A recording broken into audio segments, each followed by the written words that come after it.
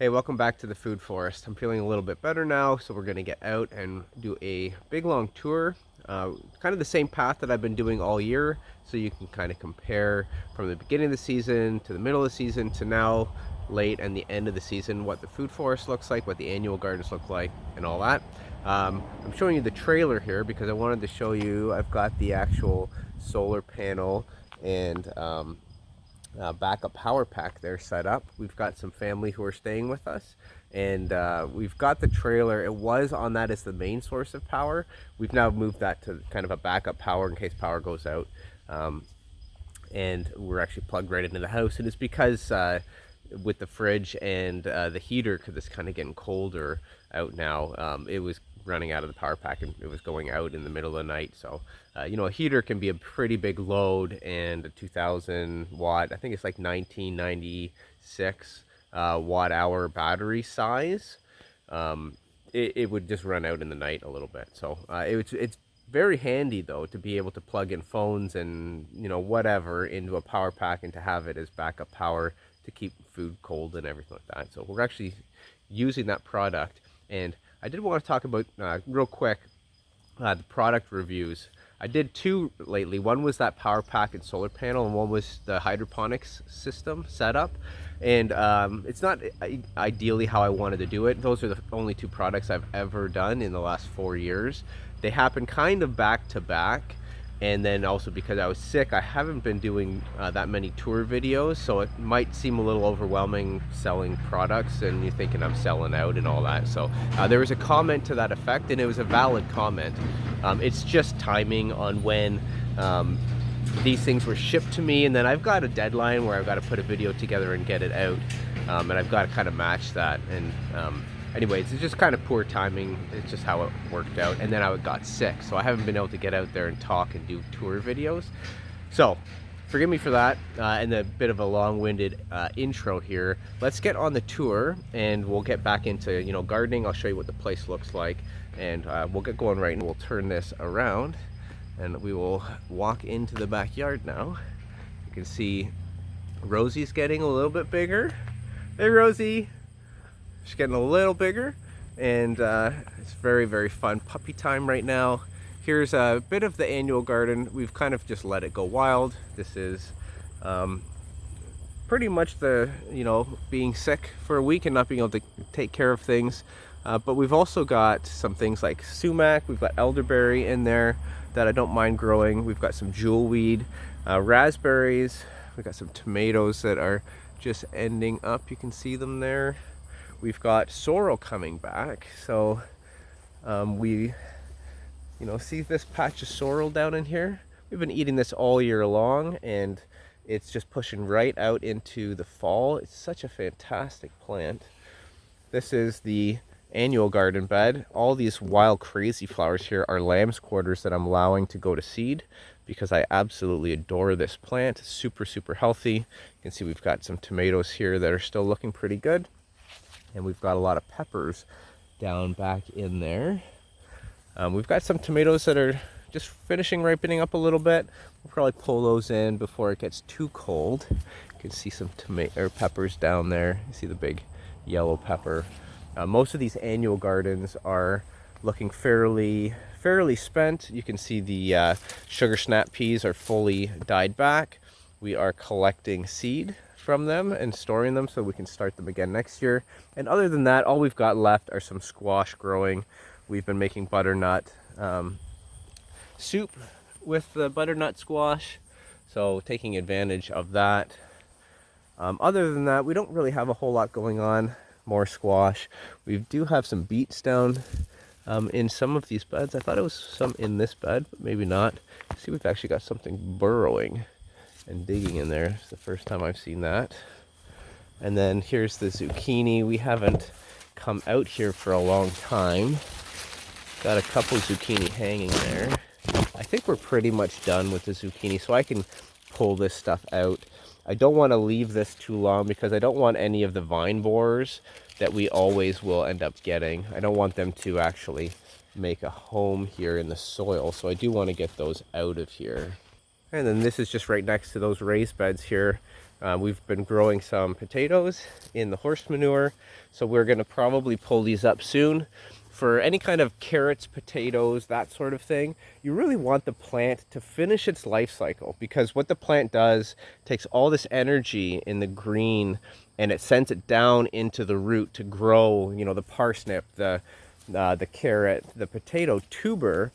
And if you interrupt that by pulling these out now, for example, you're interrupting the plant pushing all that energy down to swell that tuber. So you really want to just wait, let that natural process happen. We've got some more potatoes growing down in the back there, growing on my biochar. And these ones, maybe we'll just pop back there. Forgive my camera if it bounces around on some of this lamb's quarters. So here it is back here. You can see I've actually stomped down some lamb's quarters to get some seed propagating in through in this area here. But here's some more potatoes growing right in kind of chicken manure biochar pile here. This is the biochar that I'm inoculating with the chicken manure from the last season. And I just figured, you know what, let's grow some potatoes in it and see what happens. And they've actually done really well, even though it's almost full shade back in here with all the sumac that we've got growing and the Jerusalem artichokes that we've added in here. And then just to orient you, we're looking back into the annual garden beds here with, again, all this crazy lamb's quarters growing in, but I actually don't mind that. This is just such a healthy, nutritious plant. We're going to try to propagate some of the seed. It's not quite ready yet, so we're going to let that go to seed so that we can get tons of really, really nice greens that grow all season long in those lamb's quarters. Here's some raspberry. This is the kind of middle grape guild. So we had some hydrangeas and other ornamental flowers growing in here. We replaced them over the years with grapes and raspberries in the outside edge. And we do have a couple Carpathian walnuts growing down in there. We've got some autumn olive here, which you know, is an invasive plant, but we try to harvest the fruit and just kind of take advantage of a nitrogen fixer that wants to show up in our area. It doesn't really spread too bad here. This is a very high fiber berry, so it's a very healthy berry. And you can see it's doing really well. And I wanted a fast growing berry to act as a bush, to act as a trellis for grapes. So we've got grapes growing all through it. I've been harvesting a ton of grapes, but you can still see there's so many left.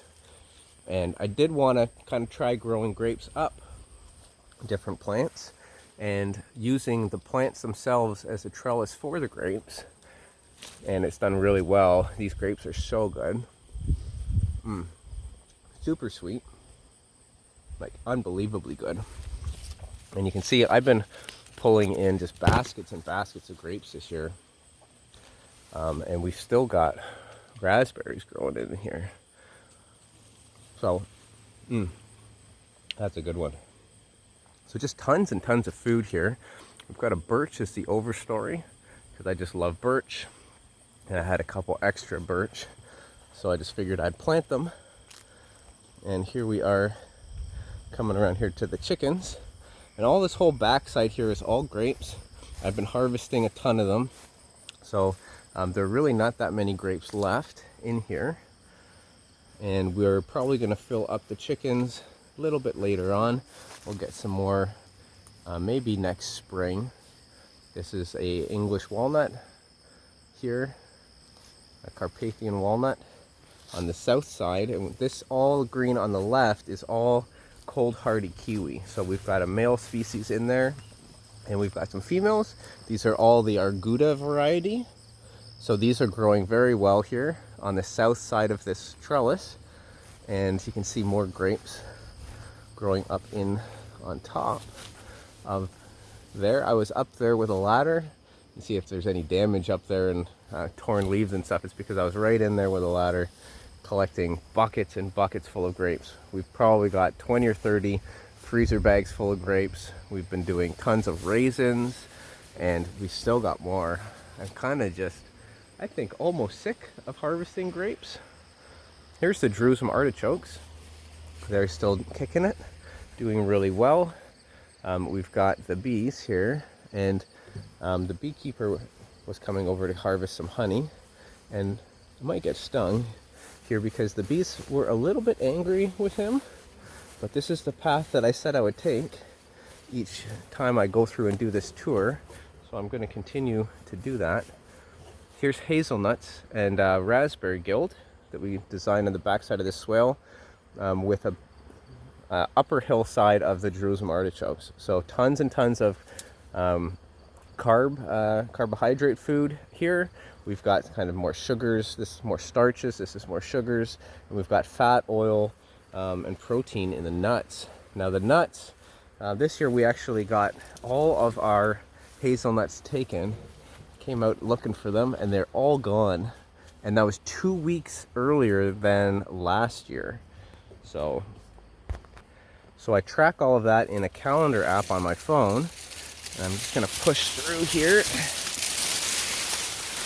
These Perennial artichokes are growing right across my path. Oh. I'm kind of stomping down through here. Here's a cherry that's doing really, really well. It's a Montmorency cherry, and it is doing fantastic in here. Got goldenrod. Just pushing my way through. So, yes, Jerusalem artichokes will absolutely go crazy if you let them. And that is, let's just spin around here when we get out.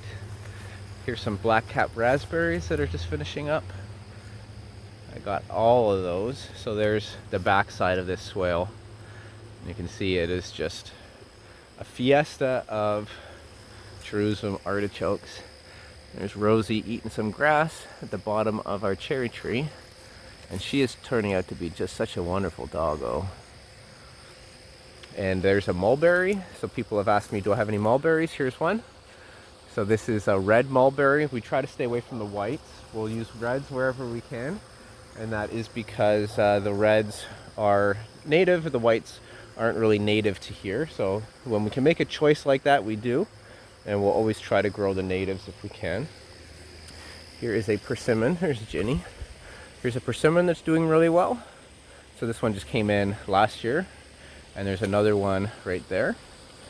And this is an area of the garden I didn't really use that much. But we do have this tomato here. And this is one of my favorite tomatoes. I don't remember the name of the variety, but they are just so flavorful.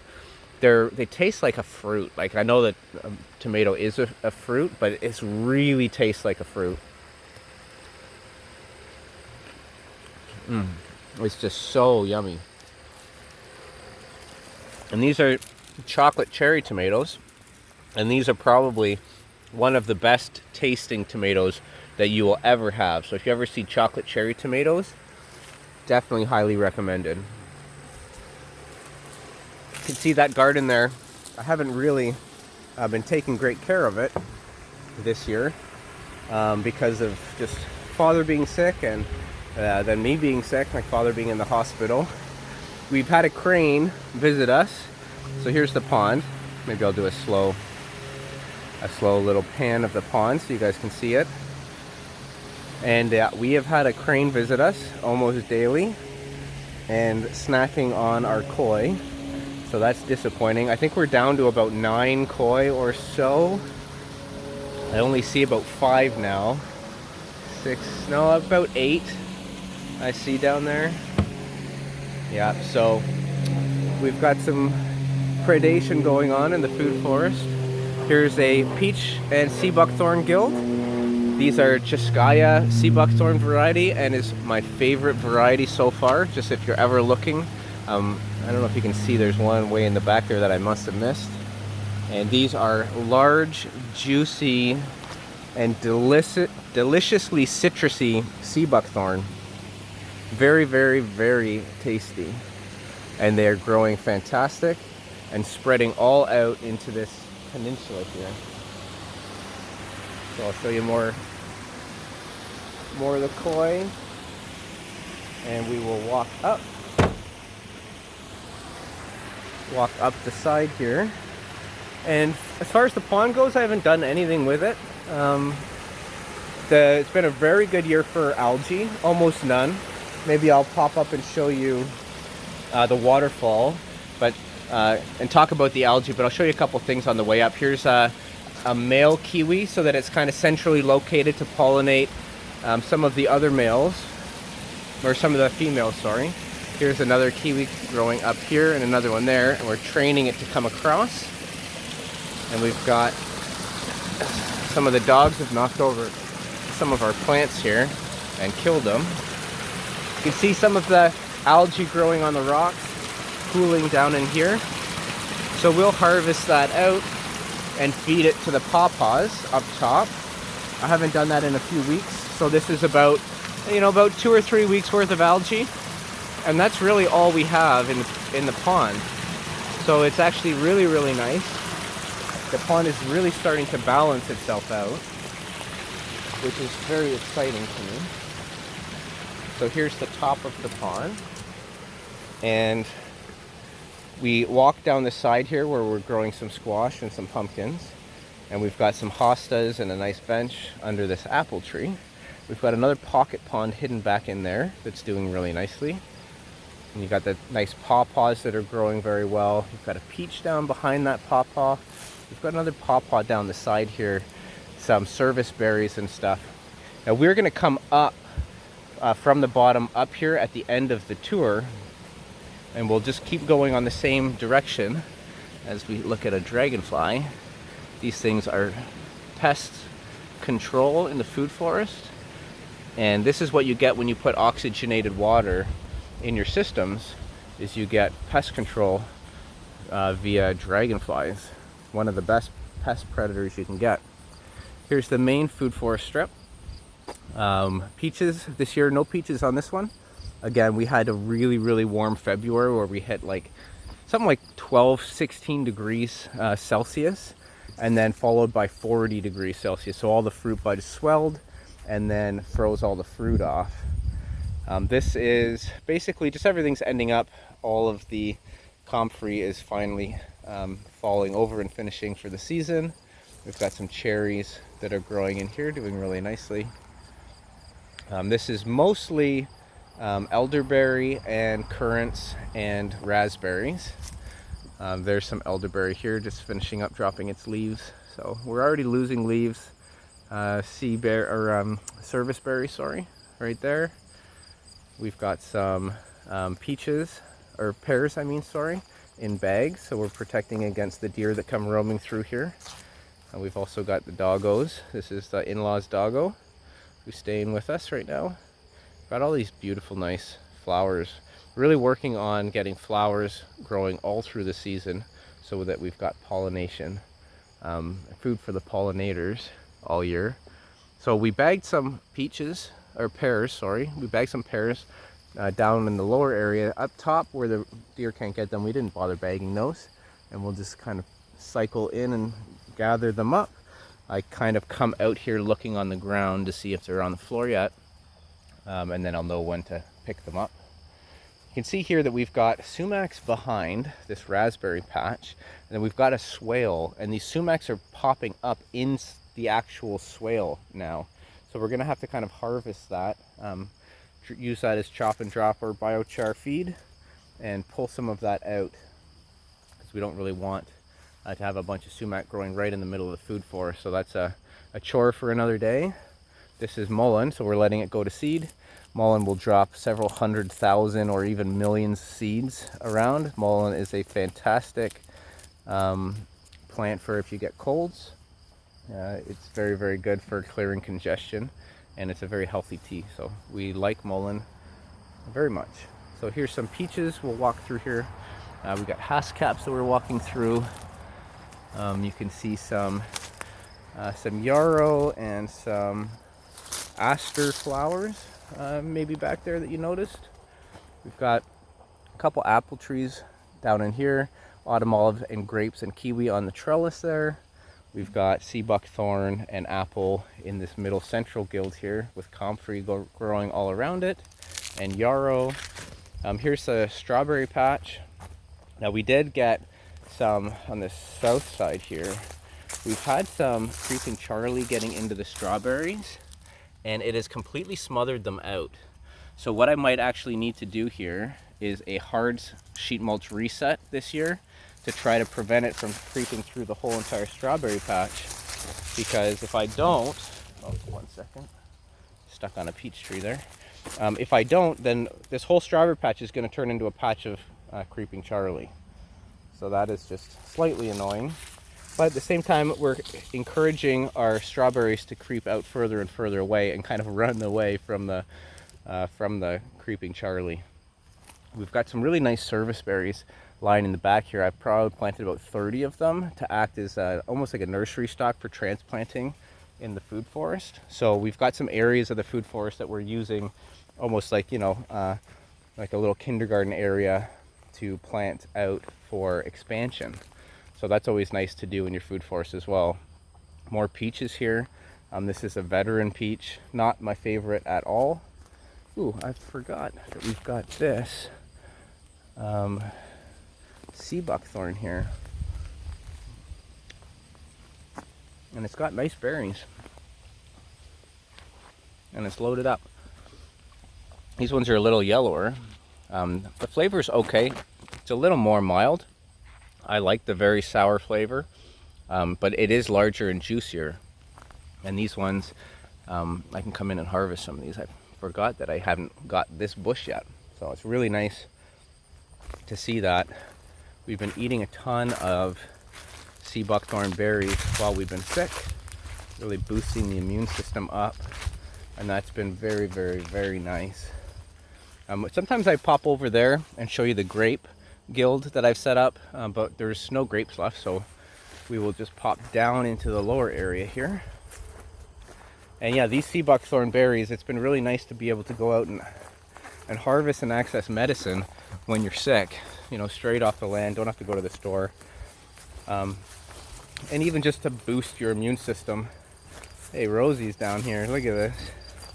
Yeah, boost your immune system while you come down. Here's a central guild with linden tree acting as an entry point into the system. This is kind of where the road is, just right here. So any kind of insects that fly by, I want to attract them with beneficial insect trees like lindens that'll get up really nice and tall. Invite them into my land and then show them what a wonderful home they have here if they want it. So at the edges of your property, you should really be encouraging things like oaks. Oaks support something like 80 different native insects in my area. Goldenrod is just all through here, yarrow and linden. So this is really a pollinator attracting guild that I've created here at the entry point to my system. And then this is the swale berm. This is the swale that goes right across my property. You got some asparagus on the swale, apple trees, pears, autumn olive, wall of comfrey to stop the grasses from creeping in. And we've actually allowed some of the staghorn sumac to creep into that part because it is just such a valuable plant for the bees. And we're really, really trying to promote health for the bees, especially with how bad that the year has been for insects in general with the heat wave, bees in particular, because they are under attack. Sorry about the shaking camera there. They're under attack, you know, from not just climate change and heat stresses and heat waves and all that, but also, you know, chemical attack from humans. So we can really try to give everything a nice safe home here and establish, you know, some kind of stronghold, foothold for insects down here.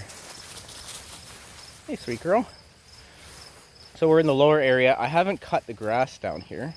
And it's because I mentioned this in a previous video. We try to kind of leave it as habitat. This is a wilder area. We leave it as habitat for things like snakes, even like mice and rodents. We actually kind of, you know, want them having a place because they are part of the ecosystem. Many people might trap any kind of insect predator or pest, you know, predators to the food that we grow. But I think it's important to always give everything a home somewhere. So when we can do that and create habitat down further away from the property, we try to do that. This is a bunch of cherries and raspberries and elderberries and cranberries.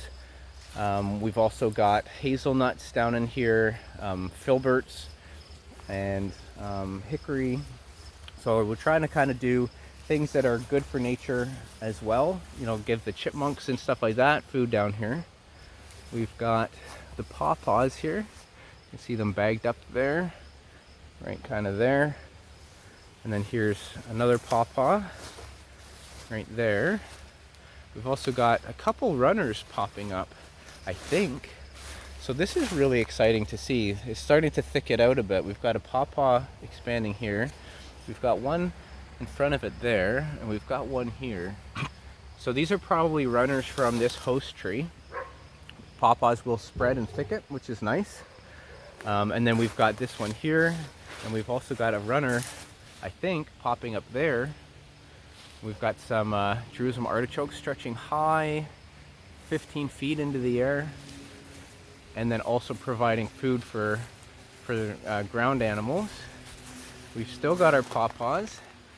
I netted them in these little baggies to keep them away from deer, because this is truly a wild area.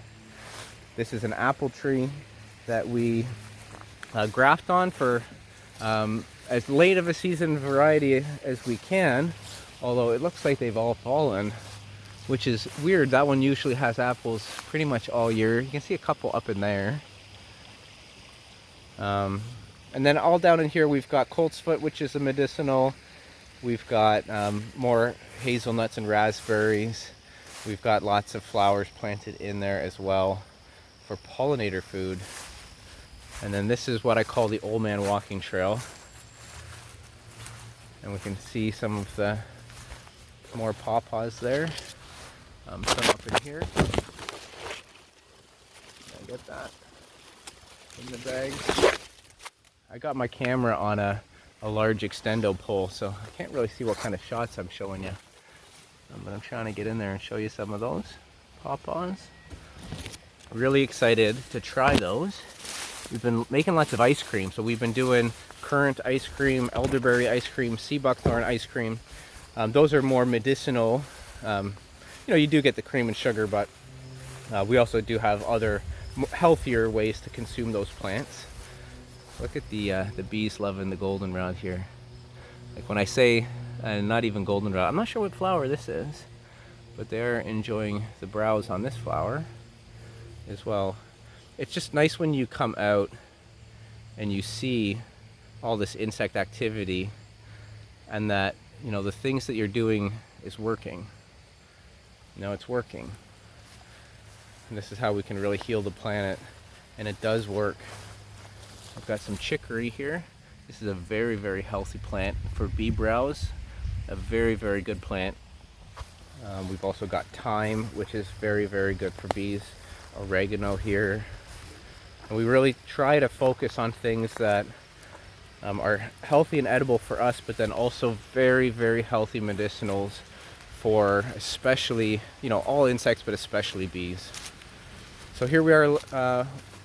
This is Wildflower Hill, which is mostly goldenrod. It's transitioned. Goldenrod is done really well, but there are other things that are growing in here, and I don't profess to know every single one of the plants that are growing in here. We've definitely got a lot of coneflower, you know, echinacea. We've got tons and tons of just native pollinator plants. Here's the bottom filter area. I haven't checked this in a while, so it's not so bad. I got to come in here and clean some of this out. So the algae will kind of make its way down here, collect in here, and then I just have to make sure that I've got a flow path down to the bottom reservoir. Make sure that we've always got water going down there. And you can see that we do, so that's good. Here's the elderberry plant that I was harvesting from in the elderberry video. There's Rosie enjoying the waterfall.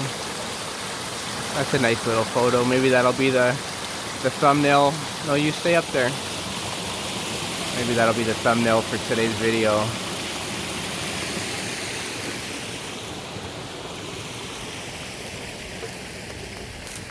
And then this is us popping back up from the back side that I said that we would pop up in. Rosie's here. The path kind of forks two ways. This goes to the peninsula that's got the peach and sea buckthorn guild, where it's kind of spreading out. And she's got lots of fun stuff to bite on and eat. And then this pops up through oregano. There's a plum here. We've got yarrow that's going to seed that I can spread. That stuff is so easy to propagate and spread. If you want something to spread that's easy, dead easy, yarrow is probably one of the best. And you can see lots of goldenrod here. And this goldenrod has been just covered in insects. It's actually not really right now, making me seem like a bit of a liar, but but the goldenrod has been just absolutely covered in insects whenever I come out here. And it's really, really, you know, nice to see. There's some bees on that one over there. It's really, really nice to see the goldenrod and how functional it's been for the ecosystem. Definitely don't overlook that plant. So this is us turning around, coming back up. Here's the peach and pawpaws, sea buckthorn. We're passing through a serviceberry here. And we've got another pawpaw there. We've got a giant bartnut tree. So this is a juglans tree. So that's why we're putting so many pawpaws around, because we know that there's going to be a little bit of a challenge for other plants to grow underneath a heartnut tree. This is the other pond there. So Rosie's getting a little bit of a drink.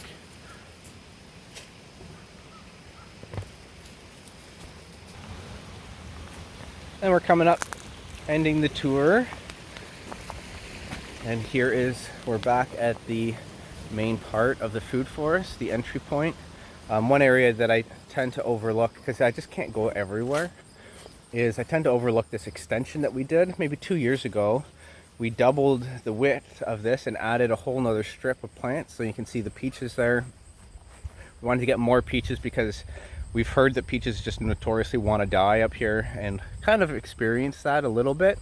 But this peach here is in its, I want to say 8th year or so, maybe 9th year. And we're succeeding in other plants.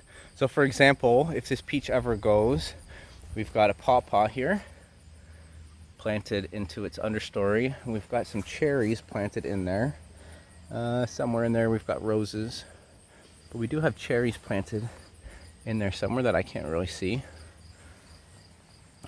And that way, you know, when we do have to cut down one of those plants, we'll be able to quickly, you know, open up light, and we'll already have the next level of succession planted in those areas. So don't be afraid to plant your trees really close. You know, we've got a peach here, and if this peach, we expected it to live maybe 20 years, 15 years, then around the 10-year mark, I would plant a whole bunch of little 1-year sticks, 1-year saplings all around it. Let them fight for who's going to survive the most, and then kind of select out the best one. And that way, you're always going to be cycling into new plants. So this whole area is fairly new. We've got some cherries and buffalo berry in there. We've got goomy berry. A lot of sea buckthorn for the nitrogen fixing.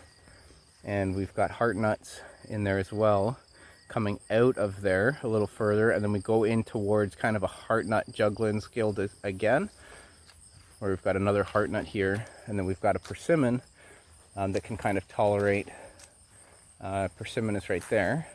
They can kind of tolerate a little bit of juglans. And we've got a fig growing there. No figs this year.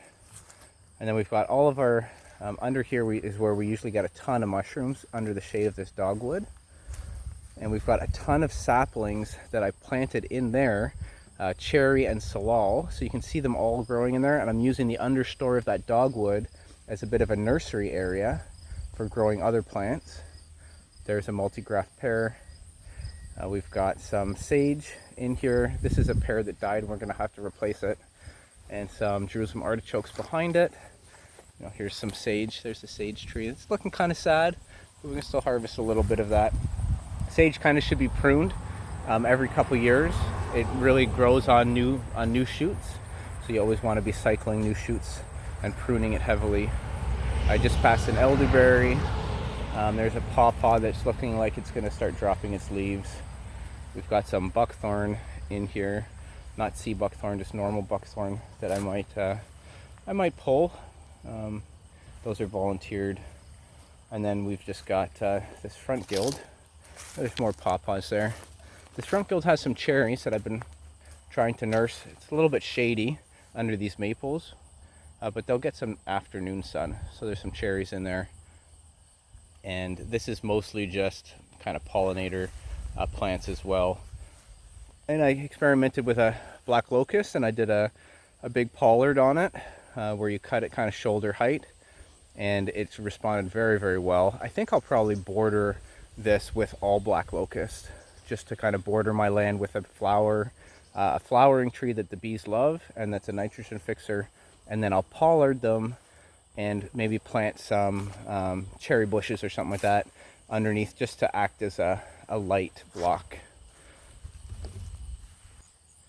So that's it for the video. Sorry about the weird shot, it's all dark. But hope you enjoyed this walkthrough. I wanted to talk a little bit about can you go organic in hydroponics, or do you need to really grow in soil? And I think I'll talk about that. I was planning on kind of talking about that as I meandered through the tour, but then ended up just talking about the plants that I saw on the way through the tour, which was nice and fun, and I think that's good. But I do want to actually talk about that. I have a lot of thoughts on that, and I think it'll make an interesting video. So it was a great comment by Formidable Flora. Fantastic comment, as always. So such a knowledgeable person, and anytime you see their comments, you know, it's really good to pay attention. They really know what they're talking about. And kind of spurred me on to thinking about, you know, can you do hydroponics in an organic way? Does hydroponics have a place in permaculture? I think it very much does. I know a lot of people don't, because it has power. You know, you've got a pump, so it's better to just grow in soil with the sun. But you know, I do think that permaculture is a little bit too exclusionary, and I think it has a bad rap from being too exclusionary and too purist like that. And it's, you know, why a lot of people think permaculture is something for, you know, rich white folks that have land. And you know, that's not my words. That's just what I've heard a lot of people say. And you know, they make it classist, and then they make it, you know, racist as well, which I don't really like. I think permaculture should be inclusive to everybody, race, creed, religion, location. And the truth is, a lot of people actually live in urban environments where you don't have access to land. And a huge part of the problems that we face is to decentralize the food chain, minimize the carbon footprint, and also all the pesticides and herbicide footprint. And you can do a little bit of that by teaching people to grow their own food in apartment buildings. So I do actually think that that kind of small-scale hydroponics system has a very important place in permaculture, specifically in urban permaculture. And maybe I'll do a little bit more on that. This little chat was a bit of a taste test for that video. Let me know your thoughts in the comments on that. But I do really think it's super important that we get people living in urban environments growing as much food as possible. And small little hydroponic setup like that let pot that I just did is a really, really good way. Even if they're not going to grow a ton of their food with it, it'll be a gateway into learning the skills and tools that they would need to grow food in soil. Maybe that increases the demand for things like community food forest projects, community just garden boxes and plots that you can rent. And then, you know, maybe city design will incorporate more of that stuff into it. For example, garden top on top of an apartment building roof, little garden community plots up there. If there's the demand for it, then we'll do more of that stuff. And if every roof in the world was covered with either solar panels or food, I think we would go a long way to you know, reducing heat islands, specifically if you're growing food up there, but then also, you know, reducing food islands if you're growing food up there as well, and then also the energy transition away from the end of oil that's coming. So these are really important topics in permaculture, which is permanent human culture, and how we can live on this planet indefinitely. I think it's super important. So anyways, we'll talk about that maybe in another video, or maybe I did enough of it here at the end of this one. So let me know what you think in the comments below. Hope you enjoyed this tour, and thank you for your patience in me getting sick and not making as much content. And then the only content I did push out was pre-produced videos on products that I was working with, affiliate programs who just happened to send me the products at the same time. So it's just awkward timing. Definitely not gonna every video is not gonna be me selling another product. I probably won't do one for a very long time, because I really do enjoy those two products, and it takes a lot for me to actually use a product, enjoy it as a minimalist, and want to bring it into my life. Those are the only things that I'm ever gonna show you on this YouTube channel, because I've turned down thousands of products because I just don't even want them myself, because I really want to minimize things that I consume. So thanks for watching. See you on the next one.